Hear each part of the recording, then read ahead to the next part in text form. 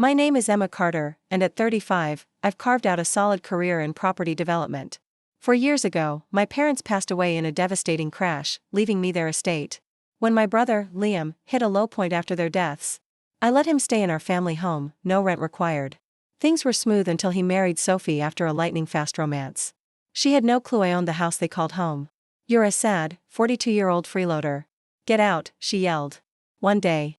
I couldn't help but laugh. Try to kick me out. If you're watching this and people with a sense of entitlement drive you up the wall, hit like and subscribe to see how this unfolds. Growing up, Liam and I were tight, despite a 5-year age gap. As the older one, I always looked out for him.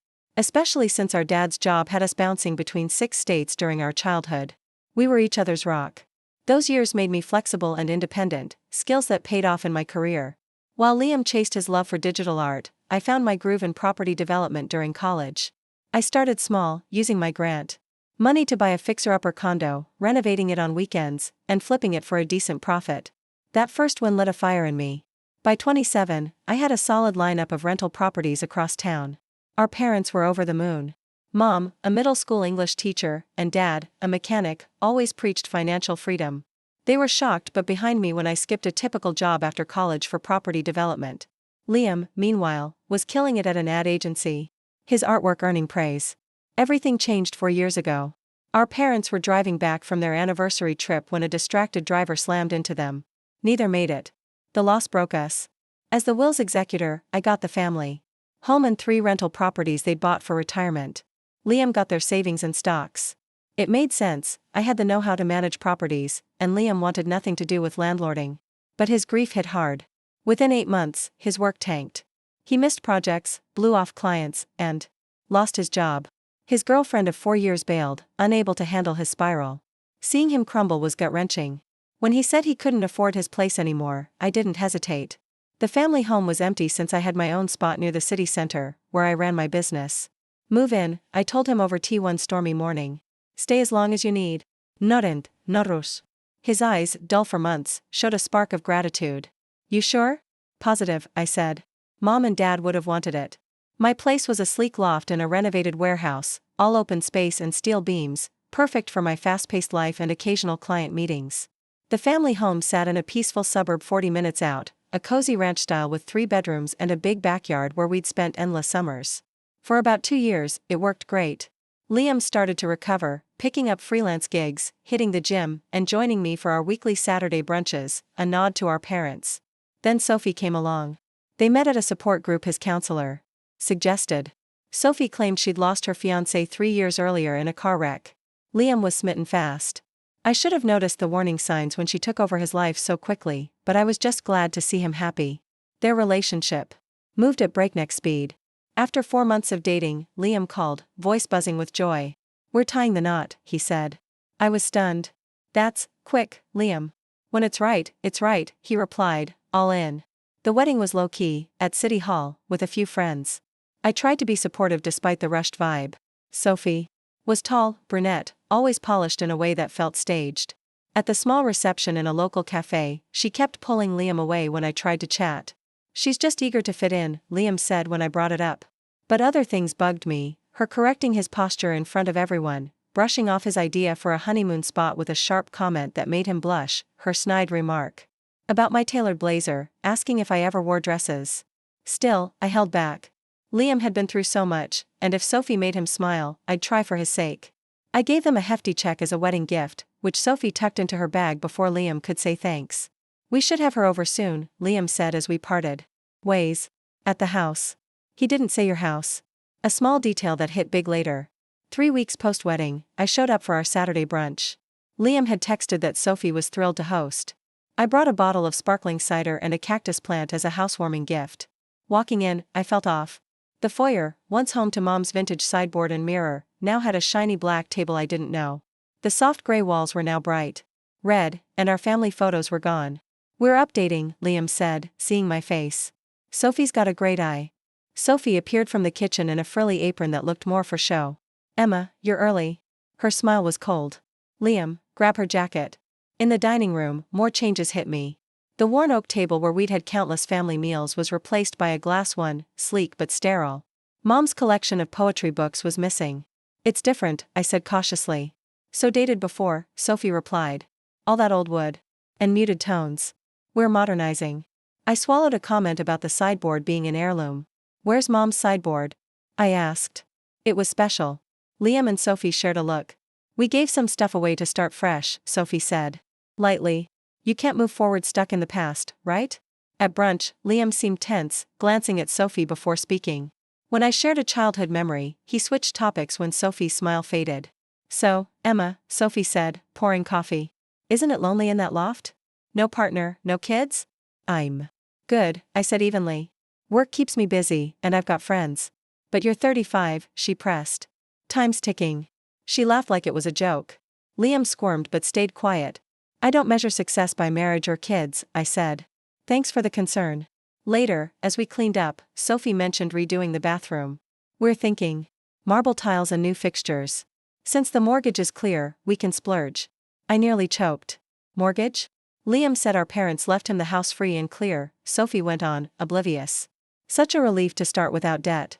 I looked at Liam, who was suddenly focused on the sink. He hadn't corrected her.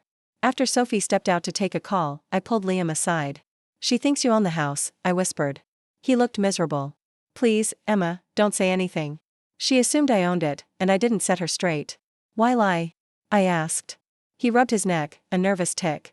Sophie values stability, success. When we met, I was a mess. If she knew I was staying in my sister's house for free. Liam, relationships need honesty. I'll tell her soon, he swore. Just not yet. We're settling in. Please, do this for me. Reluctantly, I agreed to keep quiet for now. It was a family home, I told myself. Ownership details didn't matter as long as Liam was rebuilding. But visits got weirder. Sophie made snarky comments about my popping in even when I gave notice. She asked why I had a key, calling it invasive. Liam shot me sorry looks but said nothing. More family items vanished, Grandma's quilt from the guest room, Dad's model car collection, Mom's ceramic vases. When I asked, Sophie was vague. About clearing space. Tension grew thick. Liam started canceling our brunches, claiming conflicts. Twice, I showed up at our agreed time, only to find they'd forgotten and made other plans. It stung, not just losing our tradition, but seeing Liam turn into someone timid, avoiding my gaze when our past came up. I was losing my brother, and I didn't know how to stop it. 4 months into Liam and Sophie's marriage, things took a sharp turn for the worse. My occasional visits to the family home felt like stepping into enemy territory. One Thursday morning, I stopped by without warning, a first, because I needed some old insurance papers stored in the home office. I'd messaged Liam earlier, but he hadn't replied. I let myself in with my key, calling out, Liam, Sophie, it's Emma. The house was quiet. I headed to the office, noticing more changes. The staircase, once lined with family pictures, now had abstract prints that could have come from a discount store. The door to my parents' old bedroom had a sign that read, Private Suite. In the office, I went for the filing cabinet where I kept important documents. Half the folders were gone, including the one with the house deed. I searched deeper. Heart sinking. The cabinet was rearranged, family records missing. Then I saw Dad's vintage oak desk, a heirloom from his grandfather, shoved in a corner, covered with a sheet and used as a plant stand. It hurt to see it treated like junk. On impulse, I checked the desk's hidden drawer, where Dad always kept valuables. Empty. Then my eyes caught Sophie's open laptop on a side table. The screen showed an online listing for Mom's antique crystal chandelier, a gift from her parents, priced at $900 with the caption, Vintage crystal, pristine. My stomach turned. They were selling our family's treasures. I snapped a photo with my phone and scrolled through the seller's other listings. There were dozens, Mom's silver candlesticks, Dad's rare coin collection, even the small watercolor paintings from our living room. Footsteps broke my focus as the front door opened, Sophie's voice echoing. I closed the laptop and headed downstairs, mind racing. Sophie's smile vanished when she saw me. Emma, what are you doing here? I held up the insurance folder I'd found. Needed these. Texted Liam earlier. She raised an eyebrow. He didn't mention it. How'd you get in? My key, I said, watching Liam shift uncomfortably behind her. Your key, she repeated, voice flat. Liam, we talked about this. He mumbled, I was gonna mention it, Emma. We need privacy as a married couple, Sophie cut in. It's not right for you to just walk in. I get privacy, I said carefully, but this has been our family home for 20 years. I've always had a key. Things change when you're married, Sophie said, her smile tight. I'm sure you'd get it if you ever settled down. I ignored the dig. Liam, can we talk alone about some family stuff that's gone missing? Like the chandelier, dad's coins, mom's candlesticks? I saw the listings online. Liam's face fell. Sophie stepped forward. Those were just clutter. We're making this our home now. Those are family heirlooms, I said, keeping my voice steady, worth a lot emotionally and financially. Liam inherited the house's contents, Sophie snapped. He can do what he wants. I looked at Liam. Is that what you told her? That you got everything? He wouldn't meet my eyes. Sophie, maybe we talk later, he said weakly. Nothing to talk about, she shot back. Your sister needs to respect our space and our things. The irony of her claiming my house was almost too much. But Liam's pained look stopped me from spilling the truth. Liam, those items mean a lot to me. They're our family's story. For a second, I saw my brother flicker in his eyes. Then Sophie touched his arm, and he shut down. We're building our own story now, Emma, he said quietly. Maybe you could pick out what matters to you. That'd help, I said, relieved for any compromise. Just mom's locket, the photo albums, and a few coins. No way, Sophie cut in. The coins are sold, and the locket's part of Liam's inheritance. Something broke in me. Liam, is this what you want? To wipe out our family's past?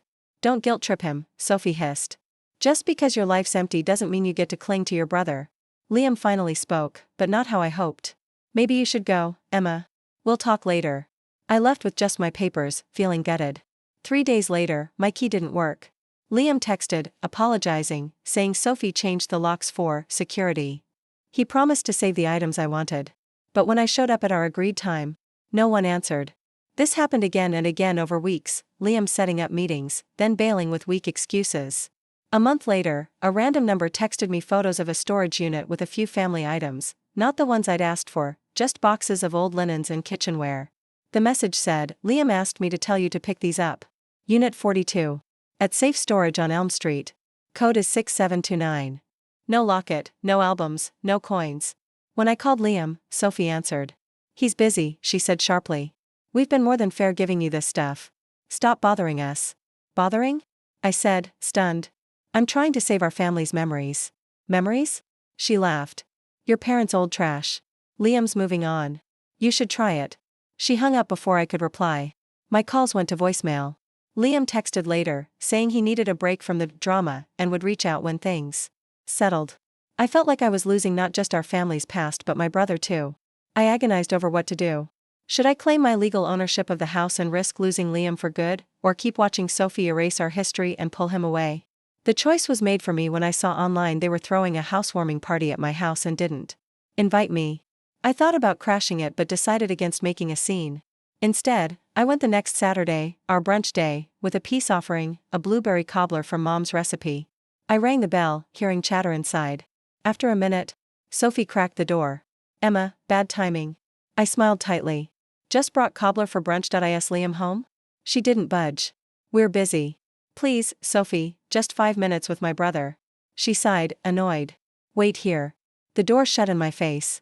Minutes later, Liam appeared, looking uneasy. Hey, Emma. He said, avoiding my gaze. Not a great day. It's Saturday, I said. Family brunch. Mom's cobbler. I held it up. He glanced back nervously, stepping onto the porch and half closing the door. Sophie and I have people coming over soon. Can we reschedule? Liam, you've dodged me the last 5 times I tried. His face reddened. The party looked fun from the photos. Maddie, the door flew open. Sophie stood there, arms crossed. This is exactly what I mean, Liam, she snapped. Unannounced visits, guilting you about traditions. I texted yesterday, I said calmly. And Liam said we were busy, she fired back. Yet you're here, pushing into our lives. I'm just trying to stay connected to my brother, I said. Sophie rolled her eyes. Always playing the victim. Liam has me now, he doesn't need you hovering like some lonely spinster. Liam flinched. Sophie, please. No, she said. It's time someone called it out. She turned to me, voice sharp. You're a pathetic 42-year-old freeloader. Get out and stay out of our house. Something snapped. After months of her erasing my family's history, isolating Liam, and now trying to boot me from my own house, I laughed.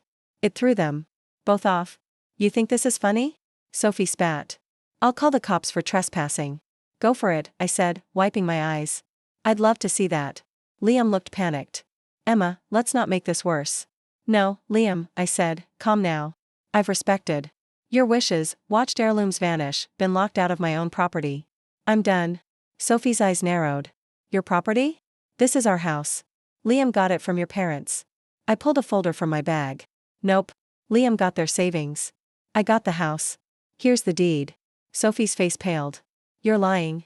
It's in my name, I said, showing them. I've let Liam stay here rent-free to recover. Liam looked sick. Emma, I can explain. Sophie grabbed the papers, scanning them, her face twisting from shock to rage. She turned on Liam. You lied. You said you owned this place. He stammered, I was gonna tell you, all this time, we've been in her house? Sophie shrieked, fixing up her property while she could waltz in any time? She grabbed her phone. I'm calling the police. This is fraud. Go ahead, I said coolly, stepping inside. I've got all the proof here. Liam stood frozen as Sophie dialed 911, hands shaking. I need to report a fraud, she told the dispatcher. My husband's sister is claiming our house is hers and won't leave. I set my folder on the new marble coffee table, nothing like what my parents would have picked. 15 minutes later, 2 officers arrived. Officer Daniels, older and steady, and Officer Torres, younger, sizing up the tension. What's the issue? Daniels asked. Sophie jumped in. This woman's harassing us, making fake claims about our home. She needs to go. I own the house, I said. Calmly. Got it from our parents 4 years ago. Liam's here rent-free with my okay. I handed over the deed, tax records, and parts of the will. Torres checked them while Daniels took notes. Looks legit, Torres said. Properties in Emma Carter's name. Sophie's face twisted. Impossible. Liam said he owned it. All eyes went to Liam, who seemed to shrink. Did you misrepresent ownership? Daniels asked. Liam's voice was faint. I didn't correct her assumption.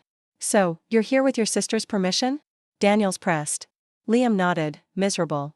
Sophie exploded. You pathetic liar. You made me think we had security. I've been planning upgrades, telling everyone this was ours. Ma'am, lower your voice, Torres said firmly. I will not. I've been deceived. She grabbed a glass figurine from a shelf and smashed it against the wall. Ma'am, control yourself, Daniels warned, or we'll take action. Action against me? I'm the victim. She jabbed a finger at Liam's chest. You spineless fraud, living off your sister's charity, pretending to be a homeowner. Liam backed away, broken. Sophie, I can explain. Explain? She threw a framed wedding photo, glass shattering. That's enough, Daniels said sharply. Calm down, or you're leaving in cuffs. Leaving my home? Sophie screamed, reaching for a vase. Torres grabbed her wrist. Legally, this isn't your home, and you're wrecking stuff that's not yours. Actually, I said, the decor is theirs. I'm only claiming the house and certain heirlooms. Daniels nodded. Still, Miss Carter can ask you to leave. Given this, I suggest you cool off elsewhere. Sophie glared at Liam, then me, then the officers. Fine, she hissed, grabbing her bag. Liam, you coming or staying with your sister? Liam hesitated, eyes flicking between us. I should go with you. We need to talk. Sophie stormed out, turning back. Enjoy your empty house and empty life, Emma. At least Liam tried for something real, even if he lied to get it. The door slammed, shaking a nearby painting loose. Daniels looked at me kindly. Want to report the damage? I shook my head, drained. Just things. You handled that well, Torres added. After they left, I sat alone in the quiet house, surrounded by Sophie's mess and the ghosts of our family's past. I let myself cry. After the police left, I stayed in the family home, caught between tears and shock. How had it come to this? The house, once full of warmth and memories, felt like a war zone. I wandered through each room, noting every change. The kitchen, where Mom taught us to make her famous cobbler, was now cold with shiny new appliances. Dad's den, once packed with his model trains and the faint smell of his old leather chair, was now a bland office space. It was like Sophie had scrubbed away every trace of the Carter family. Around 1 a.m., my phone pinged with a text from Liam, at a motel tonight. Need to think. Sorry. I didn't reply. What could I say? Sorry you lied to your wife? Sorry you let her sell our family's treasures? The hurt was too raw for texts. Instead, I went to my old bedroom, now a sterile guest room with a futon where my bed used to be. The soft yellow walls I'd picked as a kid were now gray. I grabbed a blanket from a shelf and crashed on the futon, too drained to drive to my loft. Morning came with the sound of a key in the lock. I braced myself, thinking Sophie was back for more, but it was Liam, looking rough in the doorway. You slept here? He asked, seeing my setup. Easier than driving, I said, sitting up. Where's Sophie? Still at the motel, he said, leaning against the wall, not fully entering. She wouldn't let me share the bed. Said I betrayed her. I didn't offer pity. Did you? He flinched. Yeah. No. I don't know. He slid to the floor. I never meant for this, Emma. What did you think would happen? That I'd never mention I own the house? That she'd never find out? I thought. He paused, then tried again. When I met Sophie, I was a wreck. No job, no girlfriend, living off you. She seemed so confident, so together. When she thought I owned the house, it felt good to be seen as someone who had it together. So you lied to look good, I said. I didn't. Correct her, he admitted. And it spiraled. One small lie became this whole fake life. I stood, needing to move. And selling our family stuff? Was that part of the act? He looked ashamed. Sophie's idea. Said we needed to clear out old vibes to make the house ours. I tried to save some stuff, stashed it in the garage, but she's relentless. Relentless? I repeated. Is that what we're calling it? She's not always like yesterday, he said, defensive. She can be kind, supportive. Helped me when I was stuck in bed after Mom and Dad died. I stopped by the window, looking at the oak tree Dad planted when we moved in. Did she? Or did she latch onto someone vulnerable and cut him off from everyone else? Liam went quiet. What are you saying? I'm saying in the 5 months you've been married, you've ditched friends, skipped Mom and Dad's memorial, changed the locks on me, and let our family's history get sold off. Sound healthy to you? It's not that simple, he said. Sophie's got trust issues from her past. Her fiancé, the one who died in the crash? Yeah, I cut in. You ever check her story? Meet anyone from her life? His face said he hadn't. Liam, when was the last time you felt truly okay with Sophie? Not worried about saying the wrong thing or tiptoeing around her? He stared at his hands. I don't know. We sat quietly as sunlight crept in. Finally, he whispered, I miss them so much, Emma. Mom and Dad. Sometimes it hits me they're really gone. I know, I said, my own grief bubbling up. Me too. After they died, everything fell apart. My job, my girlfriend leaving, my place. And you were so strong, handling the estate, your business. I felt like a loser next to you. I wasn't that strong, I admitted. I cried every night for months, buried myself in work to dodge the pain. He looked shocked. You never let on. I was trying to hold it together for you, I said, taking his hand. That's what family does. And I repaid you by lying and letting Sophie sell our stuff, he said, voice cracking. I'm so sorry, Emma. As we sat in what used to be my room, Liam's phone buzzed with texts from Sophie, each one sharper. Where are you? Answer me. You're with her, aren't you? He silenced it. She's always checking on me, he said. At first, I thought it was sweet. Now it feels like a leash. Controlling, I suggested. He nodded. Last week, I grabbed coffee with an old coworker. She tracked my phone, showed up, and made a scene, saying I was cheating. It was just a work talk. Did you get the gig? I asked. No. After her outburst, they passed on me. That hit hard. Liam was a talented artist before our parents' death. His spark was still there, just buried. What about your art buddies? Sarah, Mike, the studio crew? Sophie said they dragged me down, reminded me of failing when I lost my job. He paused. She deleted their numbers from my phone while I slept. The more he shared, the clearer it got. I'd seen friends in toxic relationships before, cut off from loved ones, confidence shredded, always watched. Liam, I said carefully, I think Sophie's emotionally abusive. He started to argue, then stopped. I've thought it too, he admitted. But then she's sweet or cries about her past, and I think I'm overreacting. That's the cycle, I said. Tension, blow up, apologies, calm, then it repeats. We talked for hours, more openly than we had in years. Liam shared more, Sophie tracking his spending, mocking his style, downplaying his art, acting like she saved him after our parents died. As the day went on, Sophie's texts flipped from angry, you're betraying me, to desperate, I'm so worried, I need you. Liam finally texted back, need space. Staying with a friend tonight. Her reply was instant, it's Emma, isn't it? She's turning you against me after all I've done. He turned off his phone. That night, we ordered burgers and ate on the back deck, reminiscing about family cookouts. For the first time in months, I saw my real brother, his quick wit, his kindness, his love for art as he showed me sketches he'd hidden. Sophie doesn't like me wasting time on art, he said. I gave him some articles on emotional abuse and toxic relationships. You don't have to decide anything now, I said. Just read. See the patterns. The next morning, Liam was at the kitchen table with a notebook, pages filled with writing. I listed things that scare or hurt me, he said. Stuff I've given up since. Sophie. Lies I've told to keep peace. It's 8 pages, Emma. I didn't need to read it. The fact he wrote that much said it all. What now? I asked. I need time away from her to think straight, he said. Every time I try boundaries, she cries or rages, and I end up apologizing. Stay here as long as you need, I said. It's your home. Too. He looked at the cold kitchen, the missing family touches. No, he said softly. It's not home anymore. She erased what made it ours. His words broke my heart, but his clarity gave me hope. My brother was waking up. The showdown we'd been dreading hit the next evening with a pounding on the front door that shook the walls. Liam, I know you're in there with her. Open this door. Sophie's voice was sharp enough to cut glass. Liam and I were sorting through old family letters we'd found in the garage, a small piece of our past we'd salvaged. He went pale. I should face her, he said, voice shaky. We'll do it together, I replied, standing firm. When Liam opened the door, Sophie's face flashed from fury to a fake sweetness, ignoring me. Baby, she purred, I've been so worried. Why aren't you answering? She reached for him, but he stepped back. I need space, Sophie, he said, steadier than I expected. Her eyes flicked to me, venomous. I bet your sister's been poisoning you against me. Liam shook his head. Emma said little. I'm thinking for myself. Sophie tried to push past him. You can think at home. Let's go. Liam didn't move. I'm staying here for now. Her mask cracked. In your sister's house? Like a kid running to mommy? Pathetic. Liam stood taller. It's not pathetic to need family. Emma's been supportive, letting me stay rent-free, never pushing me, even when I lied about owning this place. Sophie's voice rose. Because she wants to control you. If you were on your own, she'd have no one to lord over. Liam shook his head. Before you, I was rebuilding, freelancing, reconnecting with friends.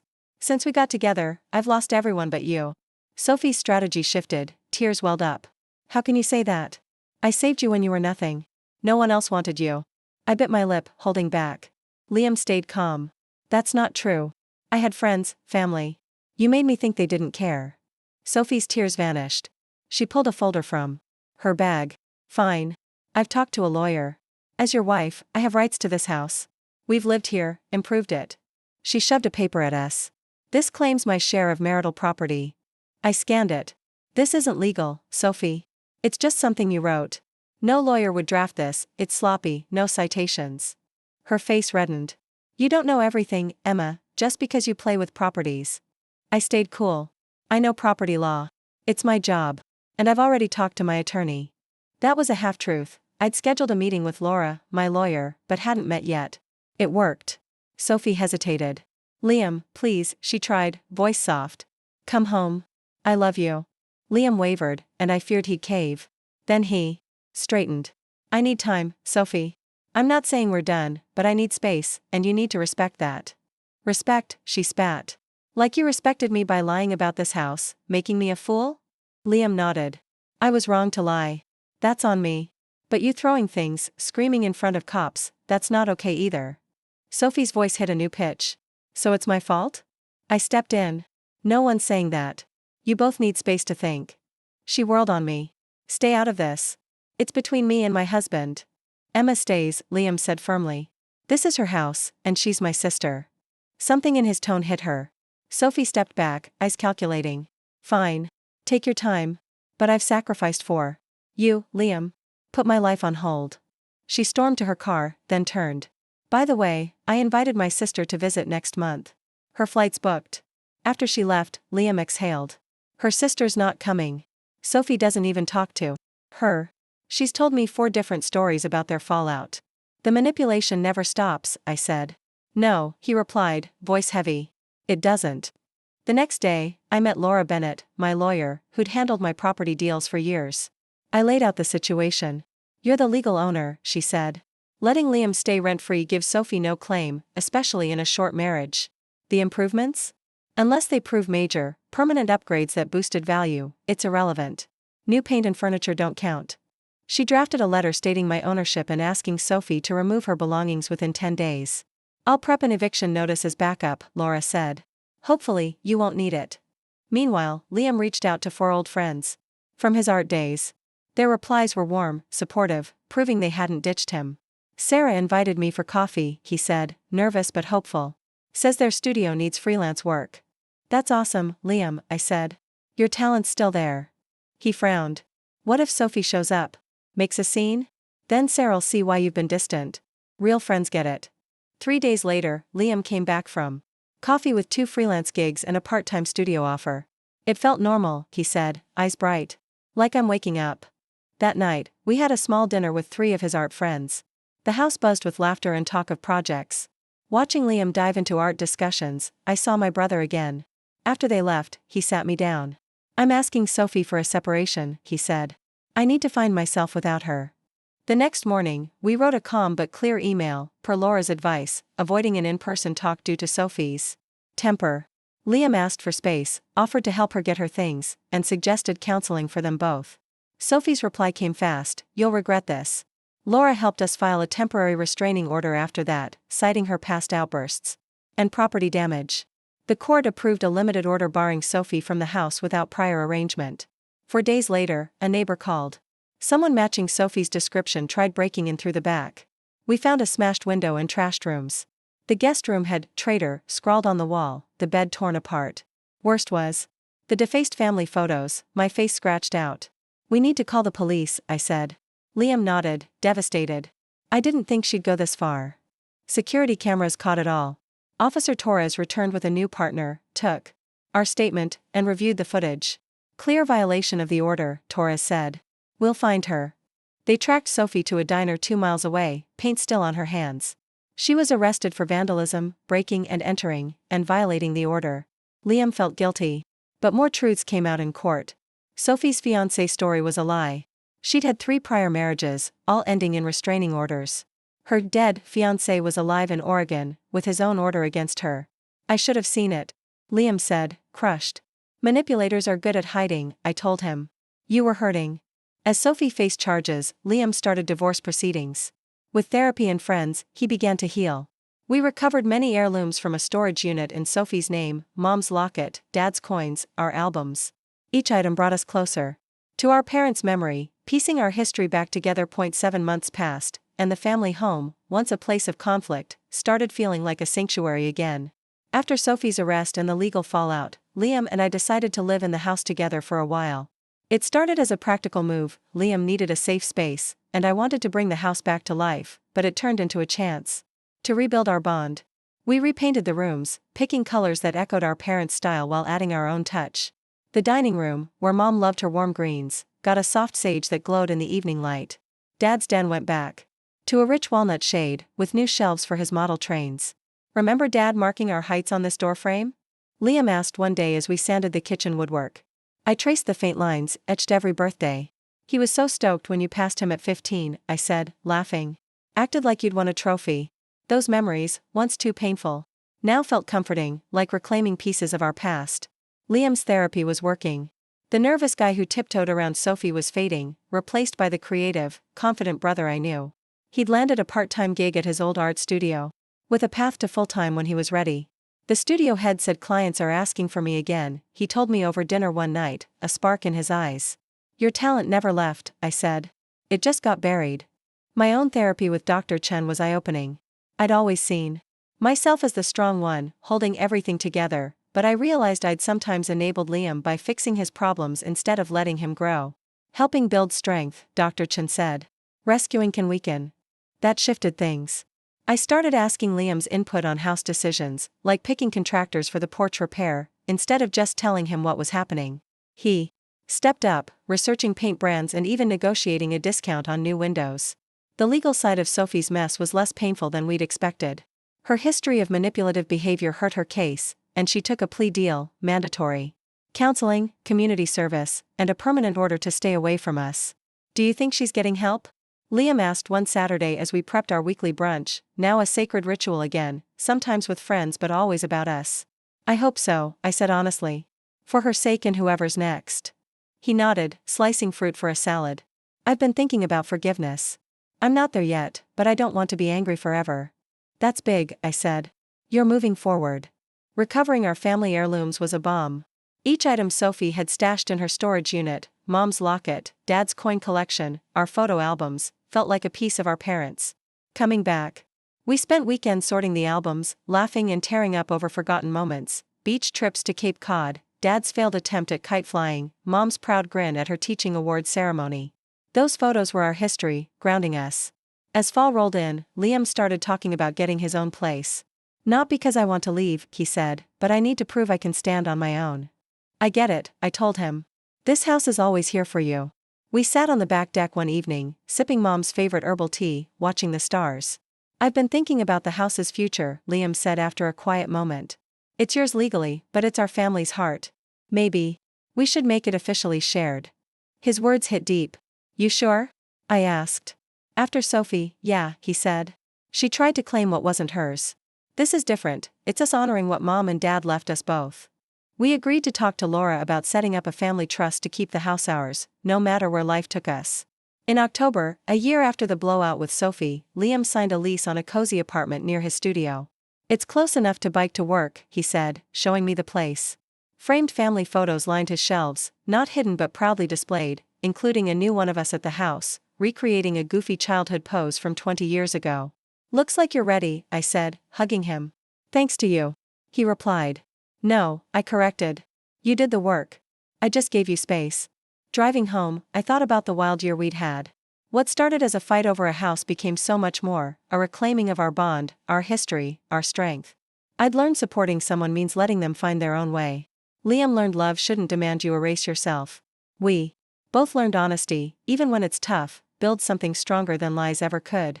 Pulling into the driveway, the house felt warm again, not empty. It held our memories, our parents' love, our story. I poured a glass of tea and raised it to the family photo above the mantel, Mom and Dad beaming, Liam and I as awkward teens. We're good, I said softly. We made it. The months following Liam's move to his new apartment brought a quiet shift in our lives, like the calm after a storm. The family home, now restored with familiar warmth, became a place of healing rather than conflict. Liam and I kept our Saturday brunches, a ritual that anchored us, and we'd often spend hours afterward working on the house together. We replaced Sophie's stark red walls in the foyer with a soft cream, like Mom used to love, and hung family photos again, a timeline of our lives. Remember this one? Liam asked one afternoon, holding up a picture of us at 10 and 5, building a sandcastle on a Virginia beach. Dad kept yelling at us to stop eating the sand, I laughed. Those moments, piecing our past back together, felt like stitching up old wounds. Liam's progress in therapy was steady. The guy who'd been a shadow under Sophie's control was coming back to life. His part-time gig at the art studio turned into a full-time offer after he nailed a big client project. They're letting me lead a campaign, he told me over brunch, his grin wide. Feels like I'm finding my groove again. I could see it, his confidence was returning, his sketches filling notebooks he no longer hid. My own sessions with Dr. Chen were helping me unpack my role as the fixer in our family. I'd always jumped in to solve Liam's problems, thinking it was strength, but I was learning to step back, let him take the lead. You're not his savior, Dr. Chen said. You're his sister. That stuck with me. I started letting Liam handle more, like picking new flooring for the kitchen, and he rose to it, researching options and even finding a local guy to install it at a discount. The legal mess with Sophie wrapped up smoother than we'd hoped. Her plea deal kept her out of our lives, and the restraining order held firm. We heard through a mutual acquaintance she'd moved across the state, starting over. Think she's okay? Liam asked one evening as we set the table for brunch. I hope she's getting help, I said. Not for us, but for her own sake. He nodded, thoughtful. I'm still working on letting go of the anger. It's hard, but I don't want it eating me up. That's real growth, I said, proud of how far he'd come. The recovered heirlooms were a lifeline. We'd brought Mom's locket, Dad's coins, and the photo albums back home, and each one felt like a piece of our parents we'd reclaimed. One rainy Saturday, we sat in the living room, flipping through albums. There was Mom at her first teaching job, Dad fixing an old car, us as kids at a county fair, cotton candy smeared on our faces. I forgot how much Mom loved fairs, Liam said, voice soft. She'd drag us to every one. We laughed, and for the first time, the memories didn't hurt as much. They were ours again, not overshadowed by Sophie's chaos. By winter, Liam was settling into his apartment, a small but bright place with a view of the city park. He decorated it with his own art, bold, colorful pieces that screamed his style, and family photos, including one of us from last summer, laughing on the porch swing. This feels like mine, he said when I visited. Not hiding who I am anymore. I noticed his old sketchbooks on display, not tucked away. You're back, I said, hugging him. Took a while, he replied, but yeah, I'm getting there. We started talking more about the house's future. It's yours on paper, Liam said one night over coffee, but it's our family's soul. Maybe we should make it official, both our names on it. The idea hit me hard, in a good way. You mean it? I asked. Yeah, he said. Sophie tried to take what wasn't hers. This is us saying it's ours, together, like Mom and Dad would have wanted. We called Laura, our lawyer, and started drafting a trust to keep the house in the family, a safe haven for both of us, no matter what. In December, a year after Sophie's blowout, Liam invited me to his apartment for a small holiday party with his studio friends. The place was alive with chatter, music, and Liam's art on every wall. Watching him joke and share ideas, I saw the brother I'd missed, full of life, not fear. Thanks for sticking by me, he said later, as we cleaned up. You did the hard part, I said. I just held space. Driving home, the house welcomed me with its familiar glow. I poured a mug of tea and looked at the family photo above the mantel, Mom and Dad, us as kids, all smiles. We're okay, I whispered. We made it through. The year had been rough, but it taught us both. I learned supporting someone means trusting their strength, not carrying their load. Liam learned love shouldn't demand you erase your past. Honesty, even when it stings, builds something real. If you've ever fought to keep what's yours or helped someone break free from a bad situation, I'd love to hear about it below. Hit like and subscribe for more stories about family, standing your ground, and finding healing in the mess. Thanks for listening. Sometimes the biggest battles lead to the strongest bonds. As winter deepened, the family home became our anchor again, a place where Liam and I could rebuild not just the space but our connection. Our Saturday brunches were non-negotiable, a time to check in and keep our parents' memory alive. We'd cook Mom's old recipes, her apple pancakes or Dad's spicy chili, and talk about everything from work to the past. One chilly January morning, as we flipped pancakes, Liam held up a photo we'd found in the attic, us at 7 and 12, dressed as pirates for Halloween, Dad laughing behind us. He made us those swords from scrap wood, Liam said, grinning. Took him all week. I smiled, touching the faded photo. Mom was so mad when we got paint on her curtains. Those moments, pulling memories from boxes, made the house feel like ours again. Liam's therapy was paying off big. The guy who'd shrunk under Sophie's control was gone, replaced by someone who laughed easily and sketched constantly. His full-time role at the art studio was thriving. He'd just landed a major ad campaign for a local brand. They're letting me pitch my own ideas, he told me over chili one Saturday, his eyes lit up. Feels like I'm finally me again. I saw it in the way he carried himself, no longer checking over his shoulder for approval. My sessions with Dr. Chen were reshaping me too. I'd always been the one to swoop in, fix things, be the strong sister. But I was learning to let Liam take charge. You're not his keeper, Dr. Chen said. You're his partner. So I started treating him like one, asking his opinion on repainting the guest room or fixing the backyard fence. He jumped in, researching eco-friendly paints and even building a new gate himself, a nod to Dad's DIY spirit. The legal stuff with Sophie was mostly behind us. Her plea deal kept her far away, and we heard she'd started working at a bar 2 towns over. Wonder if she's okay, Liam said one brunch, stirring his coffee. I hope she's figuring herself out, I replied. Not for us, but for her. He nodded. I'm trying to forgive her. Not there yet, but I don't want to carry the hate. That's huge, I said, squeezing his hand. The heirlooms we'd recovered, Mom's locket, Dad's coins, the photo albums, were back where they belonged. We'd set up a display in the living room for the locket and coins, and the albums lived on a new bookshelf Liam built. One evening, we found a picture of Mom at a school play she directed, her smile wide as she hugged a student. She was so proud of those kids, I said. Liam nodded. And of us. I forgot how much they believed in us. Those finds were like glue, holding our fractured past together. Liam's apartment was now his own, filled with his art and personality. He'd painted one wall a bold teal, hung his sketches everywhere, and kept family photos front and center. One was of us from last fall, sitting on the porch swing, laughing over a bad attempt at Mom's cornbread recipe. This place feels right, he said when I stopped by. Like I'm not hiding anymore. I noticed his sketchbooks open on the table, full of new designs. You're killing it, I said, proud. Took some time, he replied, but I'm back. We kept talking about the house's future. It's yours legally, Liam said one night as we sanded the deck, but it's our home. We should make it official, both our names. It meant the world. You sure? I asked. Positive, he said. Sophie tried to steal what wasn't hers. This is us saying it's ours, like Mom and Dad intended. We met with Laura, our lawyer, to set up a family trust. She drafted it to ensure the house stayed a haven for us, no matter where life took us. This protects your legacy, she said, handing us the papers. It felt right, like we were honoring our parents' love. By March, a year and a half after Sophie's blowout, Liam was settled in his apartment and thriving at work. He'd started taking on freelance clients again, his confidence soaring. I got a side gig designing a logo for a startup, he told me, showing me sketches on his tablet. They loved my first draft. I grinned. Of course they did. You're Liam Carter. He laughed, the sound lighter than it had been in years. That same week, we threw a small barbecue at the house, inviting his studio friends and a couple of my work buddies. The backyard buzzed with chatter, music, and the smell of grilled burgers. Liam was in his element, telling stories and showing off a new mural he'd painted on the garage wall, a tribute to our parents' love for nature, with trees and a sunset.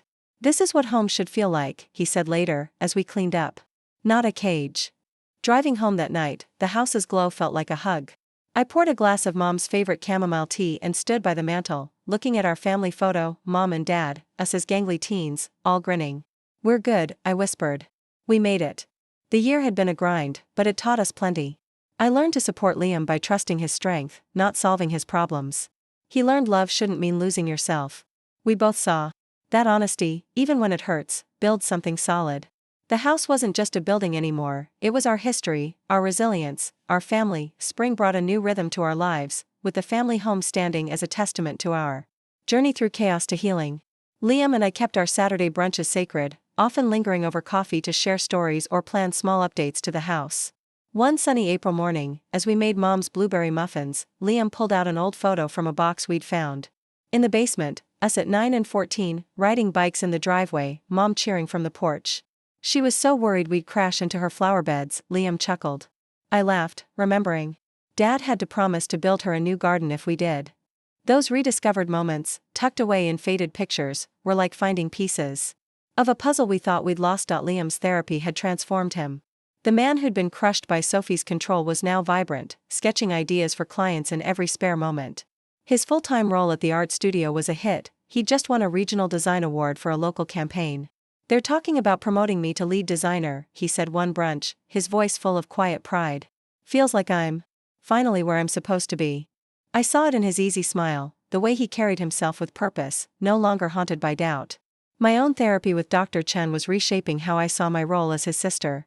I'd always been the one to take charge, but I was learning to share the load. You're equals, Dr. Chen said. Let him shine. So I did, asking his advice on everything from new curtains to fixing the leaky shed roof. Liam took it seriously, sourcing sustainable materials and even sketching a design for a backyard pergola, a nod to Dad's love for outdoor projects. Sophie's chapter was closed. Her plea deal kept her at a distance, and word was she'd moved to a new city, working as a bartender. Think she's okay? Liam asked one Saturday as we set out Mom's old ceramic plates for brunch. I hope she's sorting herself out, I said. For her own sake. He nodded, slicing bread. I'm closer to forgiving her. Not fully, but I don't want to hold on to the bitterness. That's strength, I said, squeezing his arm. The heirlooms we'd recovered, Mom's locket, Dad's coins, the photo albums, were back in their rightful places. We'd turned the dining room corner into a display for the locket and coins, and the albums sat on a cherrywood shelf Liam crafted. One rainy afternoon, we found a photo of Dad teaching us to carve pumpkins, his grin as big as ours. He loved making a mess. I said. Liam laughed. Mom would pretend to be mad, but she'd join in. Those memories, now safe, were our anchor, tying us to our parents' love. Liam's apartment was his sanctuary, bursting with his art, vibrant murals on the walls, sketches pinned everywhere. He'd added a family photo from last Thanksgiving. Us toasting with Mom's favorite herbal tea on the porch. This place is me, he said when I visited. No hiding anymore. His sketchbooks, once stashed away, were now open, filled with bold designs for clients. You're thriving, I told him. Took a while, he said, but yeah. We kept discussing the house's future. It's yours on paper, Liam said one evening as we repainted the garage, but it's our heart. Let's make it official, both our names. It felt like a promise. You sure? I asked. Absolutely, he said. Sophie tried to take what wasn't hers. This is us claiming what's always been ours. We finalized the family trust with Laura, ensuring the house would always be our haven, no matter where life took us. This secures your parents' legacy, Laura said, handing us the signed papers. It was like locking in their love for us. By May, 2 years after Sophie's meltdown, Liam was soaring. He'd started his own freelance design business on the side, taking on clients from across the state. I'm working on a logo for a new cafe, he told me, showing me a sleek design on his laptop. They want me for their whole brand. I grinned. You're unstoppable, Liam. That same week, we hosted a big barbecue at the house, inviting his studio crew, my work friends, and even some neighbors. The backyard came alive with laughter, music, and the smell of grilled veggies. Liam unveiled a new mural on the shed, a tribute to our parents' love for the outdoors, with rolling hills and a starry sky. "This is home," he said as we watched guests admire it. "Not a prison anymore." Driving home that night, the house's warm lights felt like a hug. I poured a mug of chamomile tea and stood by the mantel, gazing at our family photo, Mom and Dad, us as lanky teens, all smiling. "We're good," I whispered. "We made it." The past 2 years had been a battle, but they taught us everything. I learned to support Liam by trusting his strength, not carrying his burdens. He learned love shouldn't mean erasing who you are. We both saw that honesty, even when it's brutal, builds something unbreakable. The house wasn't just walls and a roof, it was our history, our resilience, our family soul. If you've ever fought to hold on to what's yours or helped someone break free from a toxic trap, I'd love to hear your story in the comments. Hit like and subscribe for more real-life tales about family, standing firm, and finding healing in the chaos. Thanks for listening. Sometimes the toughest fights forge the strongest bonds.